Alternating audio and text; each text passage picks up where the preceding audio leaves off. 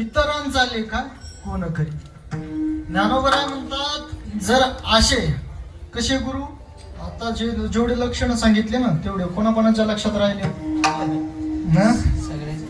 सगळ्यांच्या राहिले लक्षात. गुरुचे लक्षण सांगत असताना सांगितलं गुरु कसा असावा, एक तर श्रोत्रिय असावा, दुसरं म्हणजे ब्रह्मनिष्ठ असावा, आणि तिसरा म्हणजे कसा असावा, कृपाळू असावा. जर ह्याच्यापैकी एक जरी नसल तर त्याच्या ठिकाणी गुरुत्व येत नाही महाराज, है का नाही. शास्त्राने संपन्न आहे परंतु काय नाही, ब्रह्मनिष्ठ नाही. काय उपयोग आहे त्याचा, है का नाही. नुसती पोपटपंची आणि अशी पोपटपंची करणारे महाराज महाराष्ट्रातच नाही, महाराष्ट्राच्या बाहेरही संपूर्ण जगतामध्ये काय झालेले आहेत, निर्माण झालेले आहेत. गोड बोलतात महाराज, है का नाही. लोक मग भुलून जातात. महाराज गोड बोलले की ते काय म्हणतात ना, हुराळल्या मेंढ्या लागल्या लांडग्याच्या पाठीमागे, तशी गत होते. त्याच्यामुळं महाराज बोलणारे भरपूर आहेत, गोड आणि चांगल्या पद्धतीनं तुम्हाला रुचीवर पटेल अशा पद्धतीनं बोलणारे भरपूर आहेत. परंतु त्या बोलण्याच्या पाठीमागं काही आधार आहे का नाही हे पाहिलं पाहिजे. कारण आपल्या संतांनी सांगितलेलं महाराज, पाहुणे ग्रंथ पाहुणे ग्रंथ करावे गीता, पाहुणे ग्रंथ करावे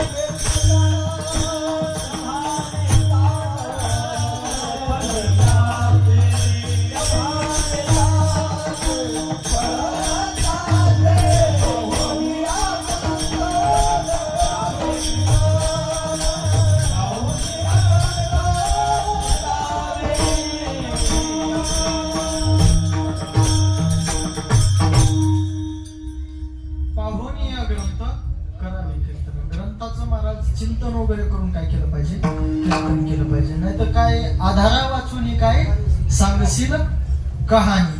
आधार जर नसेल बोलण्याला तर बाकी ज्या रडकथा आहेत, दंतकथा आहेत, त्या सांगून काय उपयोग आहे महाराज, आहे का नाही. आता इथं आपण व्यासगादीवर उभे आहेत म्हटल्याच्या नंतर व्यासगादीची मर्यादा पाळून आपण काय केलं पाहिजे, बोलणं केलं पाहिजे. कारण कीर्तनाची मर्यादा आहेत महाराज, आहे का नाही. भक्ती ज्ञाना विरहित इतरा गोष्टी न कराव्या, प्रेम भरे वैराग्याच्या युक्ती विवराव्या, जेणेकरून मूर्ती ठसावी अंतरी श्रेयाची, 80 कीर्तन मर्यादा आहे संतांच्या घरची. तर संतांच्या घरची ही कीर्तन मर्यादा आहे. आणि मग ह्या मर्यादेमध्ये राहून जर कीर्तन करत असतील किंवा मग लोकांना उपदेश करत असतील, तो उपदेशही महाराज निश्चित रूपाने काय होतो, फलीभूत होत असतो. अन्यथा मग किती सांगितलं आहे का नाही. लोक म्हणतात महाराज आमच्या गावामध्ये प्रत्येक वर्षी सप्ताह होतो.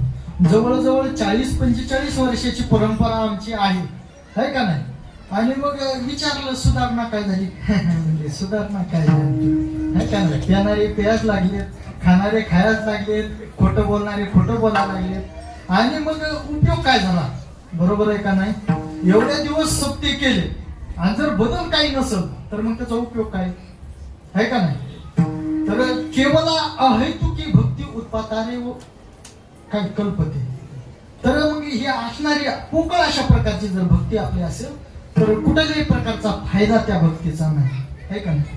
आणि मग जर असं होत असेल तर त्याचा उपयोग काही नाही. म्हणून माणसाने ह्या सगळ्या गोष्टी, कारण परमार्थ म्हणजे काही एवढी सोपी गोष्ट नाही महाराज आहे का नाही. परमार्थ शब्दाचा अर्थ करत असताना शास्त्राने केला परमश्च असं अर्थ श्री नाम परमार्थ. परम नाम श्रेष्ठ, अर्थ नाम इच्छा. श्रेष्ठ इच्छेचं नाव काय, परमार्थ आहे. आणि परमार्थासारखं धन नाही महाराज जगामध्ये आहे का नाही.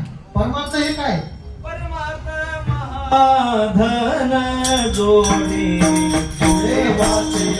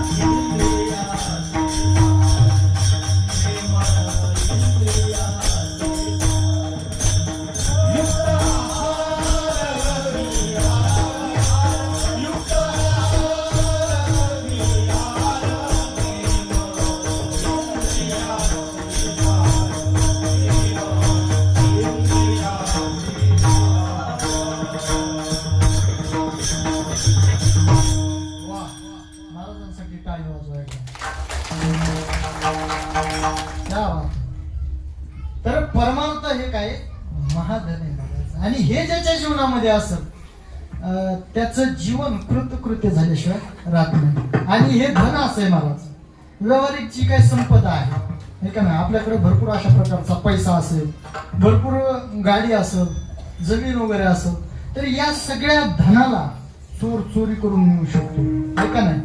राजा कर स्वरूपात मागू शकतो, बरोबर आहे का नाही. एखादा सावकार असेल तो लुबाडूनही घेऊ शकतो. परंतु हे परमार्थ असं धन आहे महाराज, याची कोणी चोरी करू शकत नाही आहे का नाही. राजा कर स्वरूपामध्ये घेऊ शकत नाही आहे का नाही.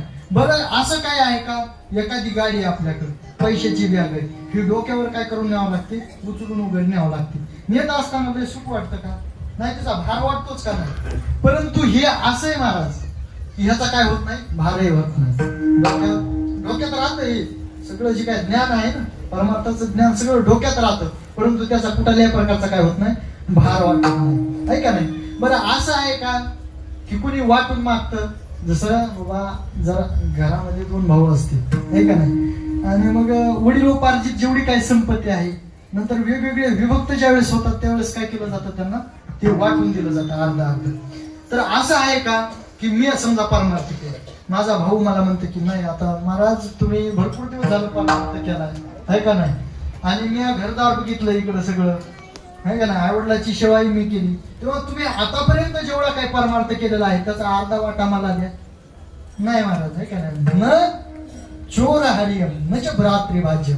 बरं असं आहे का, धनतरी महाराज खर्चिलं तर काय होतं, आहे का ना, 100 रुपये तर कुठेतरी यात्रेला गेले, तिथं 100 रुपयामधले आपण समजा देवाला नारळ प्रसाद घेतला, नाही का नाही, पेढा घेतला किंवा अमुक घरी नातवंडाला खेळण्याकरता खेळणी घेतल्या, तर ते उडून जातात का तशाला तसे राहतात? नाही, उडून जातात ते. परंतु हे परमार्थ रूपी असं धन आहे, वेकृते वर्धते एव नित्यम. जेवढं तुम्ही खर्च कराल तेवढं काय जातं, हे वाढत जातं. पायोचे महिने राम रतन धन पायो. पायोचे महिने राम रतन धन पायो.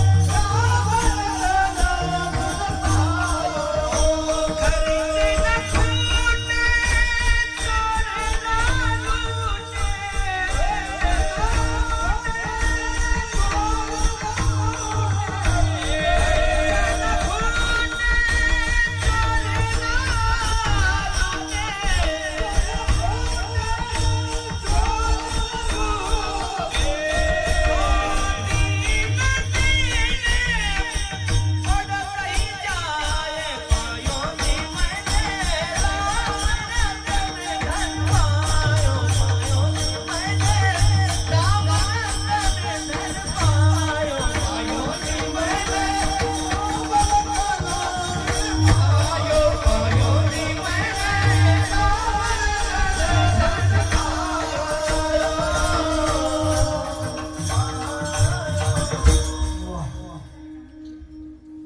पायोजी महिने राम रतन. आणि हे श्री गुरुच्याच कृपेनं होऊ शकतं, आहे का नाही. एकदा का गुरुची कृपा झाली, आहे का नाही, तर हे श्रेष्ठ अशा प्रकारचं धन आपल्या जीवनामध्ये येत असतं आणि आपल्या जीवनाला विलक्षण अशा प्रकारचा सुवास प्राप्त होत असतो. आणि मग त्या साधकाच्या भूमिका वेगळ्या असतात महाराज. ज्याच्या जीवनामध्ये परमार्थ रूपी धन आलं, आहे का नाही, तर अगदी आनंदी आनंद असतो. सगळीकडे जिकडे तिकडे काय असतो, आनंदी आनंद असतो. आणि तो आनंद असा असतो की त्या आनंदाला जोडा नसतो महाराज, आहे का नाही. आनंदाशी जोडा सांगता गोष्टी लागती थोडा. आता काय महाराजांनी इशारा केला, एक वाजला आहे का नाही. त्याच्यामुळं तर सांगता गोष्टी लागती गोडा. पुढं आलाशी आमुची चाळा. तुका म्हणे चाळा भिडा भक्तीची आहे का ना. त्या भक्तीच्या भिडे करता भगवान परमात्मा श्रेष्ठ अशा प्रकारचं वैकुंठ आहे महाराज. तिथं काय कमी आहे का नाही. लक्ष्मी ऐशी जयाची दासी, आहे का नाही. तो हा तेज पुंज राशी, आहे का नाही. लक्ष्मी ऐशी जयाची दासी. ज्या लक्ष्मीच्या माग महाराज आपण दिवस रात्र पाळायला लागलो, आहे का नाही, तरी सुद्धा ती आपल्या हातात आहे ना. परंतु ती मग सर्वस्वी करुणी सेवा अभिमान सांडून या पांडवा ते पाय धुवावयाची या दैवा पात्र झाली. तर श्रेष्ठ अशा प्रकारची लक्ष्मी त्या भगवान परमात्म्याचे पाय लागते. परंतु तरीही त्याला तिथं करमत नाही महाराज, आहे का नाही. तुझ्या सुखा